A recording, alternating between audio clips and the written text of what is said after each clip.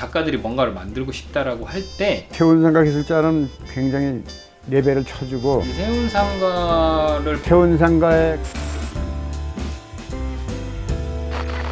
저는 미디어 아트 작가로 활동하고 있는 성호준이라고 하고요. 뭐 우라늄 목걸이라든지 인공위성을 쏘는 어떤 행위를 보여준다라든지 이런 것들을 통해서 기술에 대한 여러 가지 이제 조사나 어떤 실험을 바탕으로 다양한 이야기들을 만들어내는 작업을 하고 있습니다. 저는 이름은 이정성이고요. 백남준 선생님 작품을 딱 만 18년을 만들었고 30년은 백 선생님을 위해서 여기서 기술을 연마했고 그 30년을 또 백 선생님과 같이 작품을 만들어 가지고 알차게 써먹고 지금 여기 세운상가에서 작품 곤치는 데 전념하고 있습니다. 원래 1961년에 국제 TV학원에서 내가 텔레비를 배운 이후로 기술 연마하고 내가 배울 땐 세운상가라는 게 있질 않았어요. 군용 천막을 뒤집었으면 천막촌. 그 밑에 이제 전기 전자 부속을 파는 가게들이 쭉 줄지어 있고 그 활성화된 것을 세운상가가 불을 지른 거나 마찬가지예요. 세운상가 가서 스피커를 하나 샀어요. 큰 이상한. 그거를 연결할 무슨 기계 부품을 찾아야 되는데 역삼동 근처에 철물점을 돌아다녔던 기억이 나요. 어떻게 뭘 만들어야 될지 모르니까. 그러다가 청계천에 이제 가게 됐을 때 뭔가를 만들 수 있게 되는 거를 처음 이제 알게 됐거든요. 그때부터는 나 송호준이라는 사람은 나만의 어떤 거를 만들 수 있는 사람이야 라는 이제 생각을 갖게 된 거죠. 작가들이 뭔가를 만들고 싶다라고 할 때 뭔가를 해결해 주시는 분들이 계셨던 것 같아요. 이건 이렇게 만들면 되지 않겠어? 라고 이제 그분들의 노하우를 바탕으로 해결을 해주셨던 분들이 계셨고 여러 사장님들끼리 알아서 뭘 만들어 주신 적도 있어요. 제가 이렇게 스케치만 해가지고 했는데도 알아서 만들어 주신 적도 있고 그래서 저 같은 경우는 오히려 더 협업 비스무리한 걸 했다라고 이제 생각이 들기도 하고 기술적인 도움을 필요로 할 때는 이미 자기 작품의 구상이 다 끝난 상태예요. 그건 조금 이렇게 바꾸는 것도 괜찮을 텐데는 어려운 거 기술적으로 조언해주고 근데 그럴 때는 난 시간에 관계없이 내 시간 투자해서 해줘요.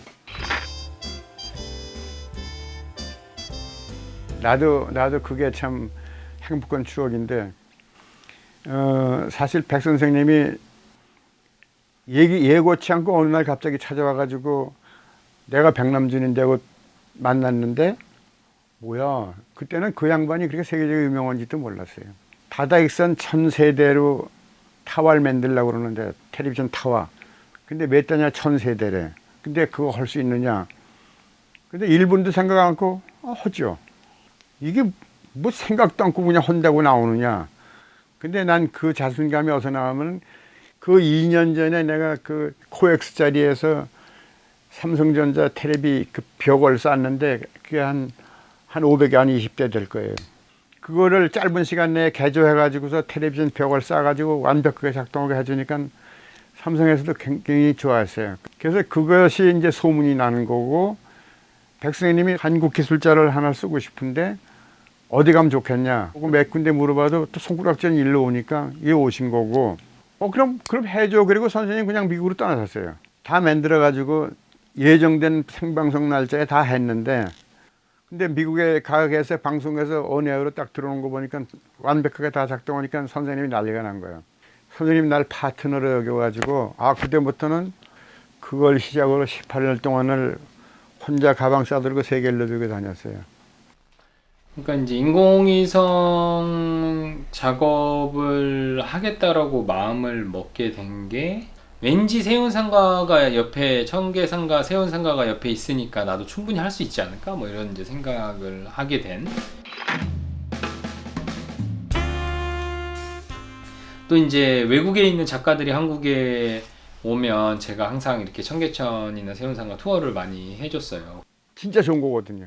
우리만 있는 깎는 문화 또 가동시켜보는 거 그래서 여길 늘 보고 가고 이제 그러는데 자기네들 나라에는 이런 것들이 없다라는 거죠. 뭐 독일이든 미국이든 뉴욕 같은 경우만 해도 레이저로 뭔가를 깎고 싶으면은 제가 이제 갔었던 뭐 2010년도나 이럴 때에는 되게 유명한 건축가 사무실에 가야만 레이저 커트 한 번만 써도 되냐고 해서 쓸 수 있었다라고 하더라고요. 우리나라 같은 경우에는 디자인만 하게 되면 아침에 맡기면 점심때나 저녁에 그걸 받을 수 있잖아요. 그런 인프라가 중요한 거지. 사실은 전자 부품보다도 그런 인프라는 세운상가 일대 아니면 없어요.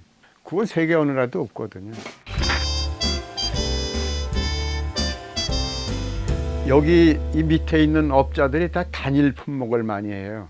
내가 요만한 걸 전문가인데 그 외에 필요한 건 옆집 가져오고 옆집 가져와서 하나를 만들어 내보내줘요. 근데 흩어지잖아요. 같이 이사 가면 되는데 뿔뿔이 흩어지면은 다 능력을 잃어버려요. 이게 시스템이 무너지는 거예요, 쉽게 얘기해서. 그래서 이제 그런 공간이 없어진다라고 하게 되면 저 역시 뭐 외국 작가들처럼 그냥 뭐 저 먼 곳에서 수입한 뭔가로 만들어 보고, 그러니까 이제 내가 만들어낼 수 있는 거에 힘이 많이 떨어지지 않을까, 뭐 이렇게 생각이 드네요. 이렇게 독특한 어떤 문화 생태계를 보존하는 법은 아직은 없잖아요. 그래서 그게 있었으면은 첫 번째로 보존돼야 할 곳 중에 하나가 아닐까. 청계천 세운상가 같은 경우는.